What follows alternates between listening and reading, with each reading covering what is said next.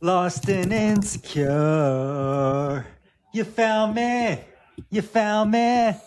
Lying on the floor. Surrounded. Surrounded. Why'd you have to wait? Where Where were were you? you? Where were you? Just a little late. You found me. You found me. Oh man, that's the Fray, right? The Fray, dude, I had that on in the car the other day, and then Catherine was like, "Switch! I hate the Fray." Brings up poor middle school memories. I was like, "Shit, girl, all right." Poor middle school memories. Yeah, it must have like triggered some shit back in her middle school. She was And like, "Yeah, it was like an angsty middle school era that I like don't want to remember." I'm like, "Damn, well, I like the Fray." hey, she didn't have enough money to go shop at Claire's and Hot Topic. Yeah, You know what I'm some saying? Aeropostale or American Eagle. American Eagle. Yeah. Oh man, America.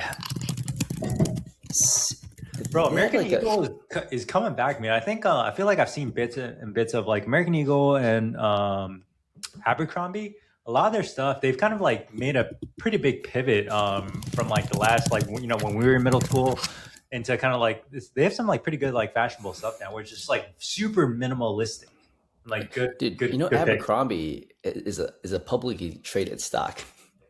They are. Oh shit, I didn't realize they're Yeah, that big. which is insane. Since wow, 1996 they're publicly traded.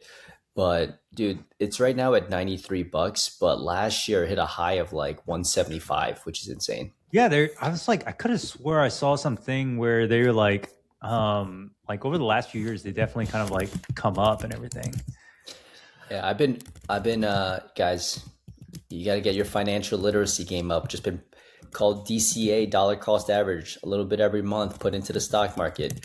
You Okay. go VU S&P 500 and the rest I put a little bit into Google every month. Dude, I listened to an 8-hour podcast on Google. On Google? Oh shit, dude. Give us the quick Spark Note summary. It's they are savages. Like they just saw trends coming up, took massive risk, but like everything that Google is in Google's ecosystem was like an acquisition from like another company. So like they bought a company that did like Google Maps. Like they didn't make any of these things from like to get. Same thing with like Android. When they Mhm. purchased YouTube, they were losing I think $4 billion a year for the first 8 years, and now YouTube produces them about 500 billion a year. Yeah, dude, that's insane. Like willing to just like stick in the game and lose that much money only to like, hey, like have enough faith in yourself that it's gonna play out in the end. Like, damn. It just talks about their competition with Apple and Microsoft throughout like the past Mhm. 2 decades, where they're doing what they're doing, how they like were able to create like their own moat, and like it's crazy, dude. So much respect for Google, and it talks even like Google AdWords. They Mhm. purchased a company that was doing ads and stuff on the website like back in the day, and then they turned that into Google AdWords. But it's just a super fascinating story. It's from Acquired Podcast. Okay. I highly recommend it because I think it actually teaches you a ton about the internet, like, and where we are today and where like AI and stuff is going. Mhm. But dude, companies like Google, you can't bet against them. They just have so many different streams of revenue, but ad paid advertising is their Probably the highest. largest one, right? Yeah. Yeah. So the reason why they can beat everyone is because they have so much money being spent on paid advertising. They just keep acquiring different companies, and some of them become like really, really substantial. Some of them are like duds, but they keep taking on risk. And I think that was my biggest takeaway. It's like they haven't stopped growing. Like they were literally just a search engine, and then they created like Google Docs, Google Sheets, and all these things to compete with Microsoft because Yeah. Microsoft before was enterprise, and Google was like, "Fuck that, we will help you collaborate on a online." When they had like Yahoo Mail and Hotmail, Google's like, I'll give you this much gigabyte of free mail, because back in the day you can only hold like 50 emails and then your Mhm. inbox is full. Google was like, fuck that. So they have like billions and billions of users on all of their app platforms and maps. So I was just like, yo, get a few Google stocks every month.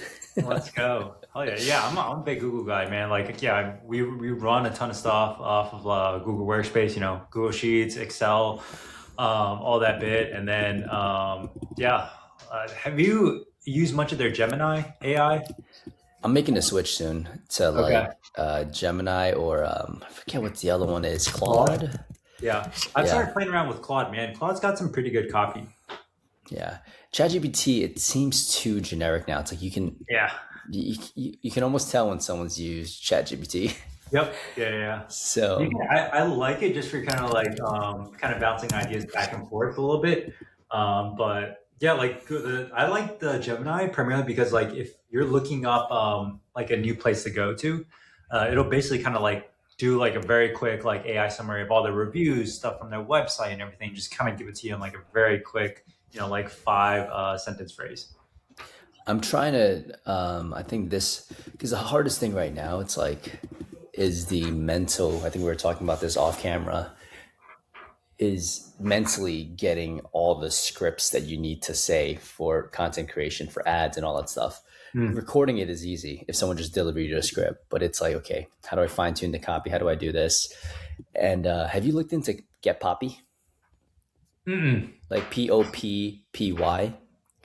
Is that more image generation generating No, or this is like you can upload a bunch of different creators onto this that you want to be okay? inspired by.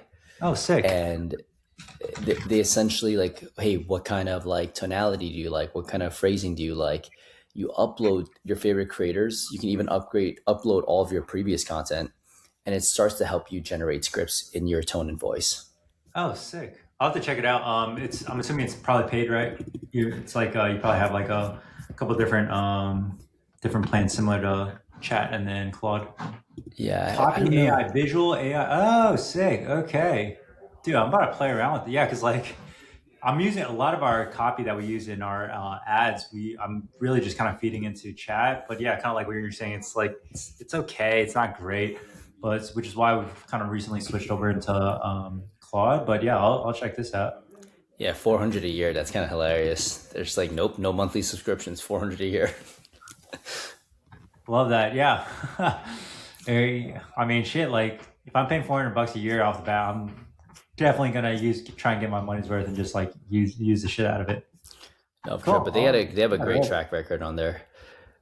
Yeah, I recognize one of the creators on there. That I follow, Vanessa Lau. Cool. What does she do?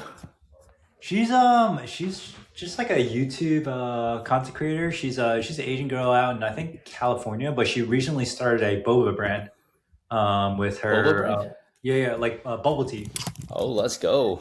Yeah, but yeah, so she's kind of just like documenting a lot of like, hey, like where are they sourcing their or milk tea bubbles from, going through different like tasting creations for their different types and flavors of the milk tea and everything. Yeah. Yeah. Speaking of like building a company and sampling different bobas, you're obviously going to have some good recipes, you'll have some bad recipes.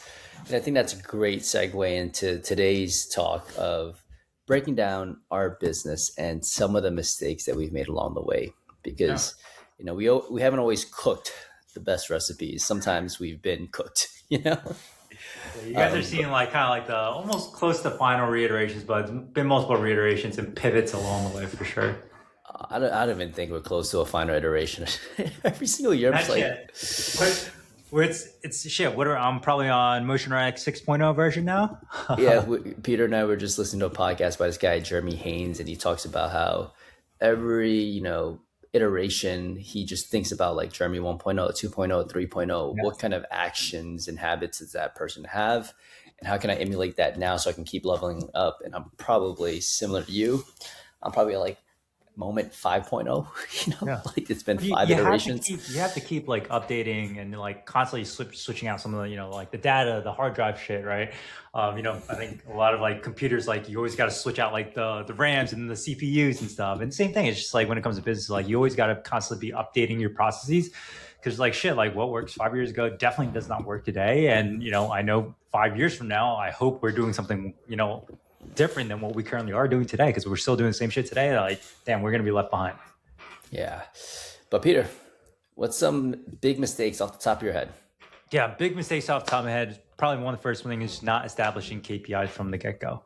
I think at the very beginning, especially with my first couple employees, I was just like trying to figure stuff out along the way.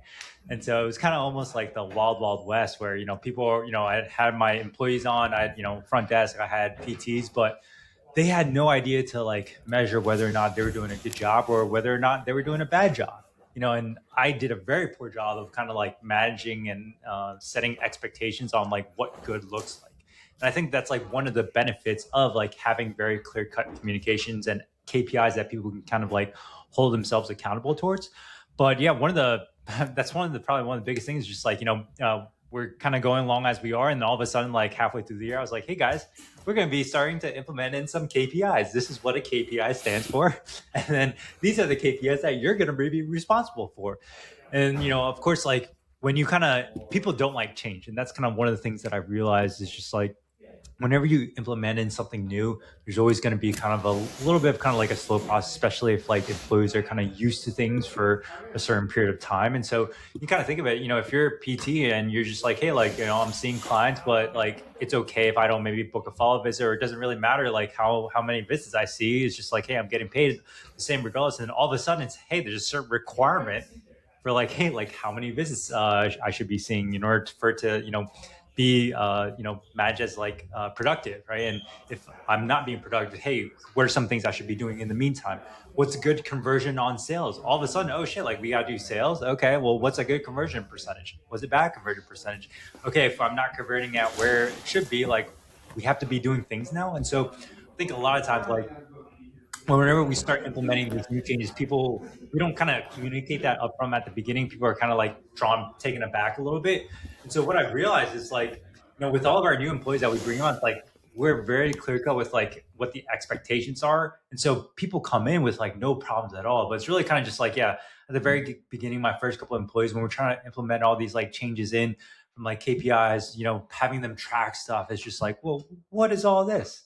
So but at the same time, it's like shit. Like at the beginning, like what do you know, right? You don't really know anything. You're just kind of figuring shit out. But I would say, yeah, like if you guys are kind of listening to this, make sure you have very clear cut, defined roles and responsibilities for every single role within your department. For your front desk, for your SDRs, for your clinic directors, for your PTs. What does good look like? What are their roles and responsibilities they are responsible for? And then what are the KPIs that they are, held accountable for? From there, now we can really like, hey, if you're on track for KPIs, or even if you're exceeding KPIs, awesome. Like, how can we reward you for that? So people need like guardrails to be able to figure out, hey, like, are we doing well within our role? That way, should we be eligible for a promotion? Should we be eligible to get paid more? Or maybe if we're not doing good, okay, cool. Like, what are some things that we need to be doing in the meantime in order to help, boost us up to whatever the KPIs are, so that the company has set moving forward. But a lot of times, they're like, at the beginning, especially for, the first couple of people that we bring on, we're still trying to figure out what the role looks like. I think, yeah, well, we're probably on our fifth or sixth reiteration for like the roles and responsibilities for the PTs. I feel like we finally kind of slowly started figuring it out. A good example of something that we are currently in the process of refining is going to be for our closer. We just brought on a closer 2 weeks ago. She just started, and we're still trying to figure out, all right, cool, like how do we kind of really streamline this position moving forward? And so I think at the beginning, when you have like if you have somebody who's coming into the company for the first time and it's a brand new role, I would almost, ask them for like a little bit of grace. It's like, hey, I'm still trying to figure this out. I think I have an idea of like what this role entails, as well as like what the KPIs are going to be kind of be associated for this role. But like, hey, like in a couple months, like, based on kind of how things go, some of this might change. Like, is this like making sure, like, are you okay with this? And if so, like, hey, like if you have any feedback, please like let me know ahead of time. That way we can really try and figure this out. I want you to be successful. I want this company to be successful. So let's collaborate together to make sure, we do everything we need to kind of get us where we need to be. And I think if you're kind of open with that from the beginning, people are much more willing to be like, hey, well, this wasn't necessarily what I signed up for. And I think too, if they know, hey, this is like a little bit of a newer company and you guys are kind of still like establishing roots and everything, there is a little bit of wiggle room for like, hey, different roles, responsibilities, etc. Because yeah, at the beginning, like we had our PTs responsible for like sales, marketing, and client fulfillment. And then now like all they're responsible for is just client fulfillment. and we have a completely different person who's solely responsible for organic local marketing. We have another person who's solely responsible for generating leads for from ads. And then now we have a person who's solely responsible for POC conversion rates for in person. So I think, yeah, like at the beginning, everyone's like wearing a shit ton of different hats because they have to, right? It's such a small company. But if they know, hey, our goal is to grow consistently year over year. And as we grow, we will be able to bring on more and more support staff. And that's where we can kind of slowly start to kind of delineate and, readjust maybe some of the KPIs at the beginning. But definitely, yeah, like make sure you get KPIs set from the get-go. People understand, hey, like this is what I'm striving for. Yeah, and I think one of the biggest mistakes made was like communicating what the KPIs are without having like, hey, this is how it correlates to the health of the company. This is how it correlates to patient outcomes. This is how it correlates to like your future and like where we're headed so that we can grow, so that you can grow. Oftentimes, like when you're just saying like, hey, you're responsible for X, Y, Z, you don't really explain the why behind the numbers. You end up having people thinking like, okay, we're just doing this so we can make Peter more money. Like it's like, no. Yes, obviously the owner's got to make money. That's the reason why we have a business.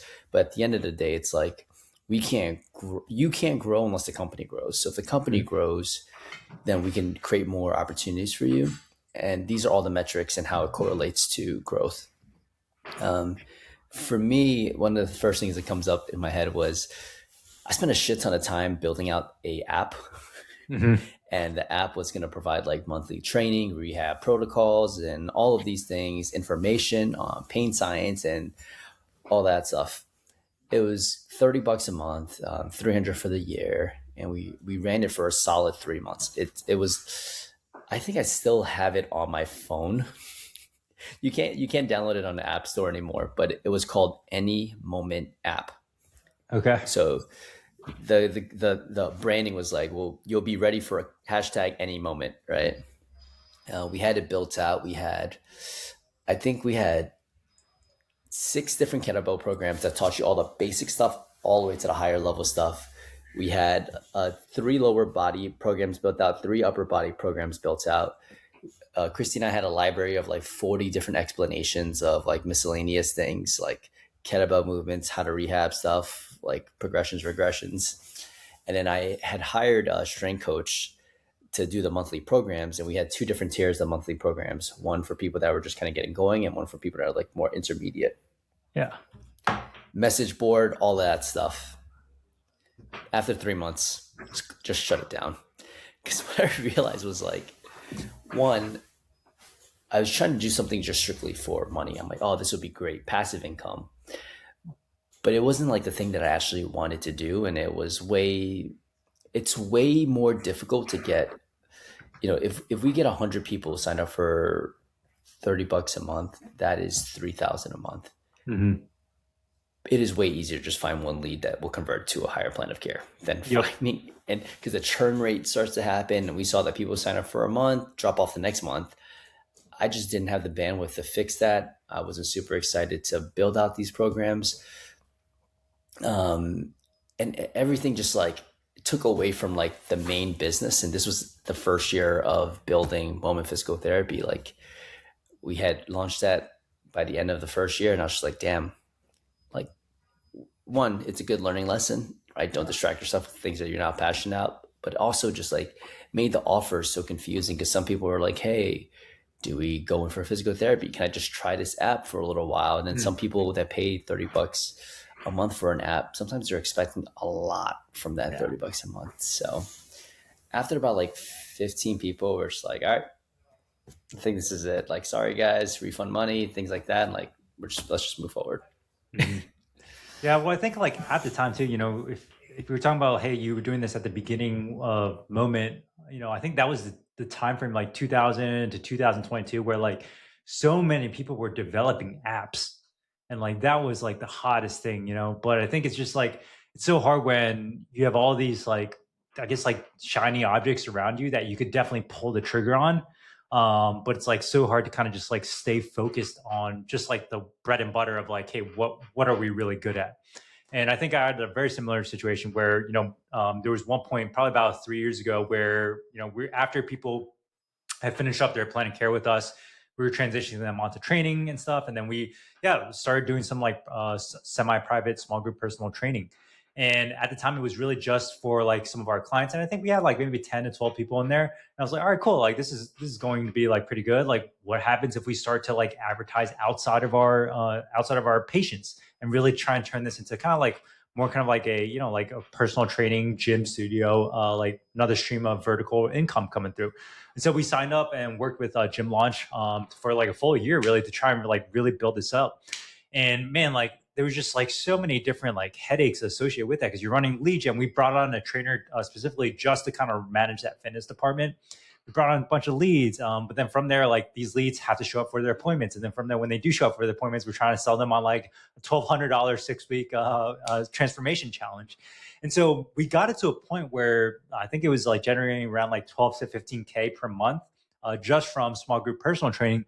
But there was like all this additional kind of like time consumption and like headache in terms of like managing it. And I was like, man, honestly, like I don't even really like, I'm not as passionate about like trying to get somebody to lose like 30, 40 pounds of weight as much as I am just trying to get somebody like out of back pain, you know? And so for me, it was just like, man, like we ended up basically chopping it off and ran it for like a solid year and a half. And then we kind of just like ended up closing that department. It's like we don't even have small group personal training anymore as our back end offer. It's really just, hey, like they continue on with like one-on-one training with our PTs, but it's just a much more simple offer. Because otherwise, yeah, like after they finish their initial plan of care, it's like we had to try and train the PTs to be like, all right, cool, like this is the type of person that you would want to sell into like small group personal training, and they would need to have another meeting with the person who's managing that to kind of see, all right, do they want to come in like 3 times of the week? Do they want to come in 1 time a week? And so it was just it wasn't as streamlined as it could have been, but I think it's just like at the time it's like, all right, cool. Here's another really sweet like vertical revenue stream that we could and we could do to kind of generate money. And on paper, it seems like a really good fit, right? You kind of cross refer back and forth. But yeah, at the end of the day, I think it's like we ended up ultimately just like doubling down on physical therapy.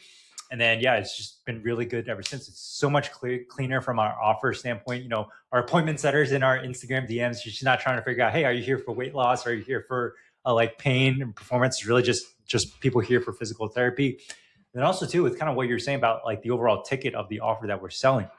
It's like we get all these leads in, like we try and sell them on like a $900, maybe $1,200, $1,500, 6 week transformation challenge. When we can, just sell one person into high ticket physical therapy for $3,600, and it's just like it's way easier to just like stick to what we're already good at, what we already have really good proof of concept for. And anytime we have somebody who wants to come in for like small group personal training, it's like, hey, we have all these other gyms that we have really good relationships with. Hey, let's just go over there and check these people out. But I think, yeah, at the beginning when you're really trying to like get your feet underneath you, there's so many ways you can make money. Right? You can, bring on like a massage therapist. You can bring on, hey, well, what happens if somebody wants to sublease space out of you? Should I set up like a red light therapy like offer? Right? It's like you have all these like little miscellaneous shit when you like and you run the numbers at the end of the day, it's like it's not going to move the needle that much for your business. And I think we all get guilty of that in terms of like, hey, like what's the shiny thing that I could do to kind of like make my business even more appealing, add on new offers and everything. But if you look at like a lot of the really successful businesses, they just stick to one thing that they're really, really good at, and they just like go all in on that one thing. Dude, do you like soup dumplings? Have you heard of Din Tai Fung? Yep. Yeah, dude, Din Tai Fung, all they do is just soup dumplings. And I think like for every single one of their location, they do like a shit. I think like 15 to 20 mil per location, whereas like the average Cheesecake Factory, which is kind of like the comparable square footage, is probably like I think like 3 to 5 mil per year. And like you look at the menu, shit, like Cheesecake Factory's got like 40 to 50 different like million pasta options. And cheesecake options too. Then you go to Din Tai Fung, it's like, hey, all right, I'm here for soup dumplings. That's what they're known for, and that's what they sell a shit ton of. So I think, yeah, if anything, like it's just over the years, just like, all right, anything that isn't, high ticket physical therapy, getting people out of pain, back to being moving active, I'm gonna say no to. And I remember you took a loan out, right, for gym launch?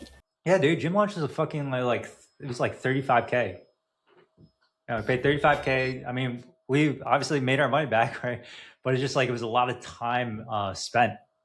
But I think too, like there's you can always, I always try and look at the good thing out of, if people want to call it like wasted time, wasted money, it's like, now I know, like, all right, not to get distracted from doing shit that's not physical therapy. Because like, but at least like now I know, like, hey, I've shut the door on that option. That is not the option for us. And so I think a lot of times too, like, if you're gonna do something, just like fucking do it and commit to it for a certain period of time, because that will give you a lot of data and feedback. And so I think I tell people this all the time. It's like, hey, regardless if you want to work with us or not, like, or work with somebody else, like, choose somebody to work with, or don't like work with somebody and like try and figure it out on your own. Because the faster you commit to something, the faster data you get back in terms of like whether or not something's going to be working for you or not. But the biggest thing is like, that you don't want to do is just like delay and figure out like, oh, mull it, or oh, well, should I do this? Well, maybe I should do this. No, just like pick one thing, commit to it, and then you get data back. It's like, hey, whether or not this thing works or it's not going to work, and you need to pivot to something else. Yeah, there's literally a restaurant in New York City called Burger and Lobster, and that's it. You just order a burger, or you can have a lobster. You can have a whole lobster, or you can have a lobster roll, and it's super simple. Massive fucking restaurant. It was all the hype like 10 years ago. Still does well because people still go there. The menu's evolved a little bit. I think they have like three different burgers, but Okay. for the most part, just burger and lobster. But yeah, we've gone the semi-private route, and I think a lot of these things are just more of like I don't want to say a headache, but it's like it's just so much work for so little squeeze out of the fruit, Yeah. and it does just you can't you only have a finite amount of resources, so like allocating all of that to or allocating half of that to something that's like not generating nearly as much revenue as like your core offer. There's a great quote by Russell Brunson. It's like one problem, one offer, one funnel until you get to seven figures. And it's like, I think there's definitely a lot of people that are selling one offer to one person, right? Solving one problem and doing it at a very high level. Yeah. I think the reason why people, I guess, quote unquote, get distracted is because they don't really, they haven't really truly mastered like, marketing or selling that one thing. And I think back to like, 3 years ago when we started pivoting into semi-private, is because we ended up hitting a cap with like all of our local workshops and local organic marketing. We were doing around 50K per month, but I couldn't figure out like how to fucking get past that. So I was like, okay, cool. Like, let me look for an additional stream of revenue that I could do to like help me grow my business. But looking back now, it's like, well, it's because we weren't running any kind of paid ads, and we really hadn't mastered it to the level that we currently do today. But it's like shit, like with how much we go into paid ads and marketing with physical therapy, it's so clear, like, hey, like this is the clear winning offer that we have to like double down on and really, really kind of like blow it up at scale. Yeah, the that route of going like that's where a lot of people get stuck, and I think that's where like paid marketing does really well. In that 30 to 50K range, like you can get to 50K local marketing, but it takes a lot of freaking work. And if you want to do it sustainably, you got to have some sort of a paid channel. I think that was obviously one of the biggest mistakes I made was not diving into the paid marketing stuff sooner. Yeah. That would have definitely helped, but it is what it is. We already had a couple of episodes talking about that. I think my other big mistake was not looking at spaces sooner. Okay. We've been subleasing for a while, and we subleased up until like a year and a half ago. And I think once we actually took our own lease and had our own space and made that jump, our revenue was way more predictable. The experience is more uniform. And if I known that this is where it would have gone, I probably would have tried to get it done like a year, like 3 years ago, opposed to like a year and a half ago, because our revenue was fairly similar. And I feel like we would have just, we were kind of in a rush because the gym that we were subleasing from ended up subleasing to another CrossFit gym that closed. So it just got Mm. too rowdy. And that really pushed us to the limit of finding our own lease now. But after having our own lease, I was like, damn, we probably could have done this sooner and just taken the risk of jumping ship. Yeah. I think a little bit, I don't know. I'm like going back and forth, and I'm thinking about this now, whether or not this is going to be like a mistake or not. But I almost feel like for our second location, I might have potentially like jumped into it too soon. Um, and do I regret it? No, I don't. Like, because like it was a phenomenal opportunity, and like we're very well established in the St. Pete Clearwater now with that one. But I think like that year when we expanded into that second location, I wasn't fully maxed out in terms of like utilization for our current space in Jacksonville. And when I ended up opening up that second location in St. Pete Clearwater, I think like that year I just spent a lot of time into really kind of like making sure from a marketing and sales standpoint, fulfillment standpoint, like it was pretty good over there. But because of that, yeah, it's like distraction. Like our Jacksonville location, like it still grew, but it just didn't grow at the rate that it had been the previous years before. So I think like shit, I don't know, man. Like you should definitely look to expand. If the opportunity is right, but when you do expand, just know that like your growth will potentially be stunted at your main location because of the amount of bandwidth and resources that you have isn't fully being allocated towards that one location. And I think this is one thing that I'm like starting to realize now. So like for us, like our goal is to be able to like get to like 10 million a year in revenue. And I think there's so many ways to do this for like these like cashback clinics. You can have multiple different locations doing around like 500K. Right. But if you think about it, like shit, that's so much like management of all these like smaller locations. Whereas like I'm doing the math now, I'm just like, dude, I can just have like three locations, each doing like 3 to 3.5 mil each, and then really just like pack it full of like, you probably need around like 5 to 6 PTs in each location for that. But like that's gonna be such an easier pathway to go through. And I think like a lot of times like people think growth, it's like, hey, they think multiple different locations.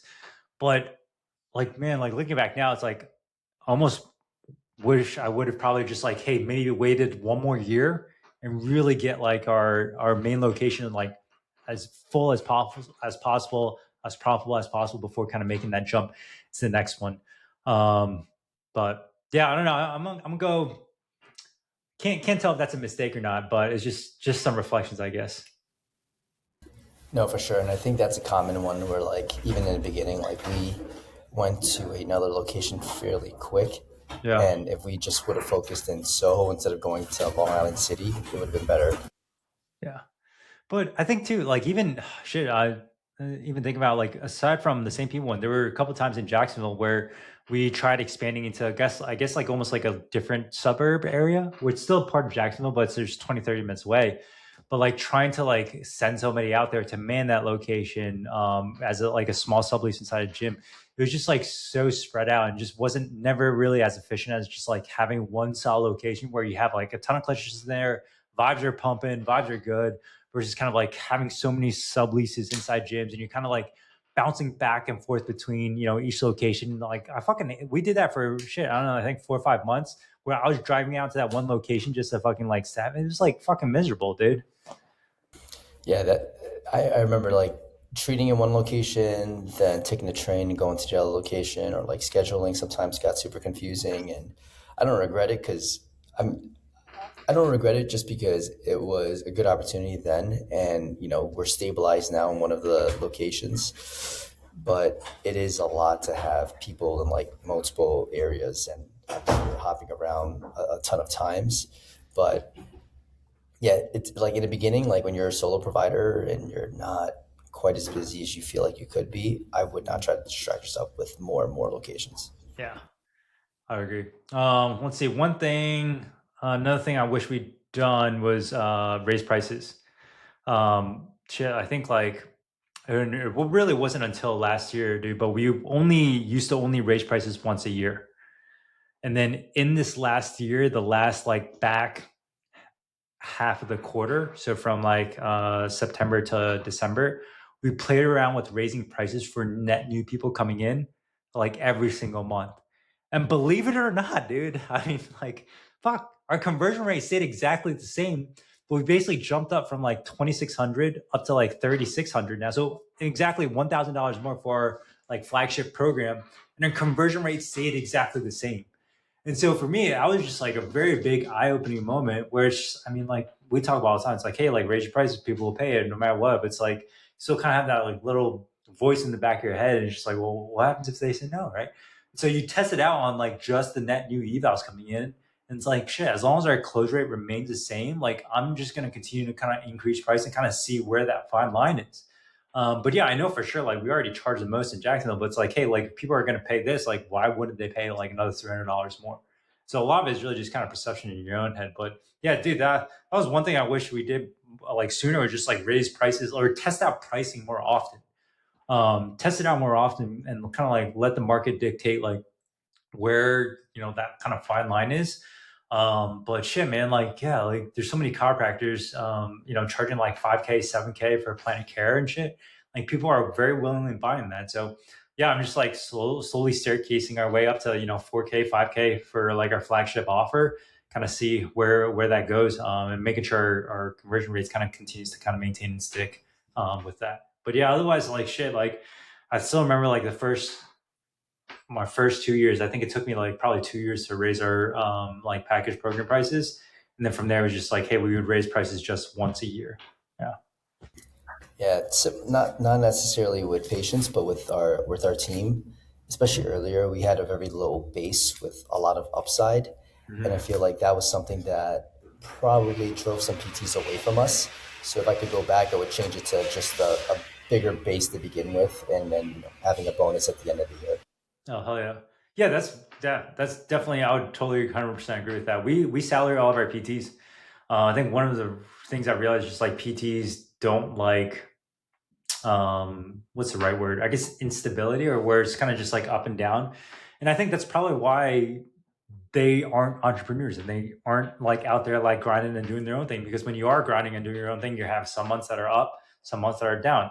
Whereas like I would say the majority of PTs want to make sure like, hey, they have the same paycheck every 2 weeks, which is awesome for you as a business owner, especially if you understand sales and marketing. You can really just pack their schedule full. I think a lot of times at the very beginning, people who aren't sure about sales and marketing, they don't want to take on the risk. So they always make people either like 1099s, or they make them like part time. It's like, hey, if you fill up, we'll make it full time. But there never really is any kind of risk on their end. And so it's kind of just like one foot in, one foot out the door. But yeah, PTs don't like unpredictability. They don't like instability. So yeah, I think like also too, like I don't really know many PTs that do go for that like base model, lower base model with the high incentive, who actually do hit that, primarily because like when they do have that, the owner oftentimes isn't incentivized to place a ton of clients on their schedule. And so it's just like from what I've heard and what I've seen is just like, yeah, they maybe do like 20, 25 visits a week, but they never really reach that like 35 visit, 40 visits a week to really kind of hit that high bonus potential, like, that they visualize that they're going to hit in their own head. And so, yeah, we salary everybody. Everyone gets a 2 to 3K raise year over year. And yeah, hopefully it turns out well, but we'll report back in about 4 or 5 years and let you know how it is. Yeah, and again, when you are trying to get someone a bonus at 30 to 35, you've got to be booking like 40 appointments almost, Yeah, right? Like there's so 100%. much uh, fluctuation in like cancels, reschedules, and things like that. And when someone's take home is correlated to that, it can be a very stressful work week for your PTs. Yeah. Um, Let me think. What else? Uh, oh, one thing. I guess this kind of goes a little bit into about like managing expectations a little bit, but doing game tape reviews. So yeah, at the very beginning, we weren't doing any kind of like recordings for our like eval. So people come in for objections. They wouldn't convert, and then we wouldn't really know what to say differently. But until we actually started recording all of our evaluations and everything, now we can actually do like game tape review with our PTs, with our closers, to really see, hey, all right, well, did we say what we were supposed to say? What was the tonality here? But shit, yeah, I remember the first time I brought that up at a meeting, our fucking team looked at me like I was fucking crazy. But it's just like they weren't used to it. But now everybody that comes in, like they all know, hey, like sales are very game tape reviews are a very big part of our culture and exactly what we do. We do it every single week, and it's just normal. And so nobody has any problems with it because they come in with that expectation of like, hey, this is how it is and how it will be moving forward. But yeah, I don't really understand, like especially with CashBT, how there's such a big sales component to it. I don't understand how like people can go through without doing like reviewing their evals. It's just like any other like professional team. Like they always review, hey, like how do we run that play? What was the game winning drive against the last team we played? What plays or what defensive strategies did the other team play? it's just more data, more feedback. Oftentimes, I think I've realized like a lot of what we say live, we visualize it one way in our own head, but when we listen back on it, it's like comes out way differently. But the only way you do that is if you actually like have some feedback loop for you moving forward. No, for sure. And I think I it's probably something that I'm going to be starting soon, just because like there's something about even getting feedback and not hearing your own voice. Like you got to be able to hear your own voice in order for it to like feel like, oh wow, it's not what you're just saying. I can actually hear this now from like a recording. So totally agree on that point. Any last things, Peter? I feel like we covered a lot of things Those that I are feel like shit. Those are the big items, man. I think that at least definitely impacted revenue. But yeah, man, there's probably like a ton of other things like along the way. Honestly, shit, we could probably do one of these every single month and just review. Hey, like what are the things we're changing for this month moving forward? But no, I think I think those are it's the big good though. You rocks know, from like a perspective of like it took a lot of time. yeah, You know, like you dedicated resources, you dedicated money to do something, and like it didn't pan out in 3 to 6 months the way that you wanted. yeah. But it's like at the same time, like very thankful like all these things occurred because like shit, had these things not occurred, like we would probably be doing the same shit that we were like 4 or 5 days ago or 4 or 5 years ago. But it's like until you get the feedback loop of like, hey, this is working or this isn't working, you won't really know what to do or what to pivot towards moving forward. So yeah, I've great learning opportunities or mistakes or lessons learned, if you would call it, along the way. But yeah, hopefully you guys are listening to this. Like, don't do the shit that we just talked about on this podcast. Yeah.